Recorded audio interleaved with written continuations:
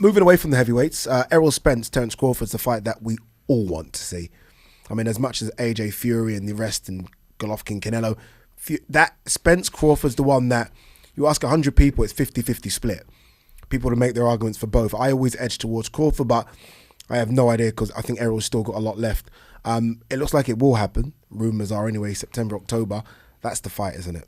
That's the one. Yeah, and it's great that if it does happen, that'll be brilliant because you don't want too many of them to slip away. Yeah, a few always do, but you can't have too many. So long, in boxing, so long as enough of the really big fights are being made, then we're okay. We've had a lot in the last 3 years. And we have, yeah. As much as people like to moan, I think we've had a think we're lot. in a good spell. We've only had maybe about 3 or 4 that I can think, why didn't that happen? Yeah, I think we're in a good spell.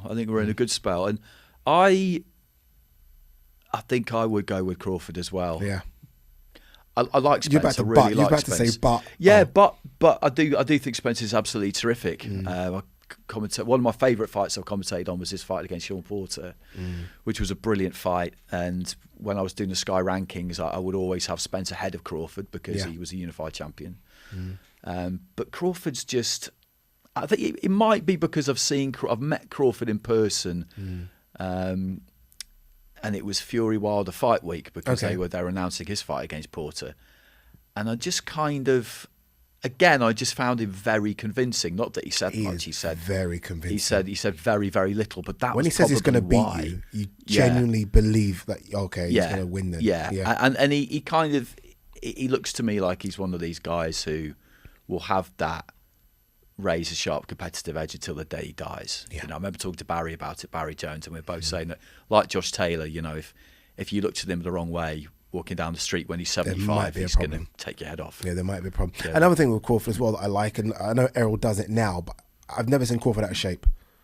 And I always look for that. I remember Bernard Hopkins always used to say that he should touch his opponents around the midriff, just to, are they still in shape? Yeah. And Crawford looks like he's got a six-pack regardless. Yeah. And I like that. It means he's all sharp edges. Always. Whatever he's wearing, you just think, if I touch like there's muscle here and there. And I've seen Spence not lived the life. We've obviously seen the accident, and I don't know he's the same since then. He's had obviously a couple of really good wins, but I've seen him get touched a lot in the ring now. Yordenis Ugas had him in big problems, and he found a way to win, so you got to credit that. But Crawford looks like there's gears there. Well, what Crawford did against Porter, like that corner sound, was just some of the best thing. What?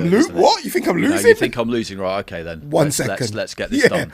Yeah. And that's we talk about levels, don't we? And that was. I remember watching that and just thinking, before there was kind of a transcript of it, and just thinking, I'm pretty sure that's what that was about. And then it turned out it was. And there's not many.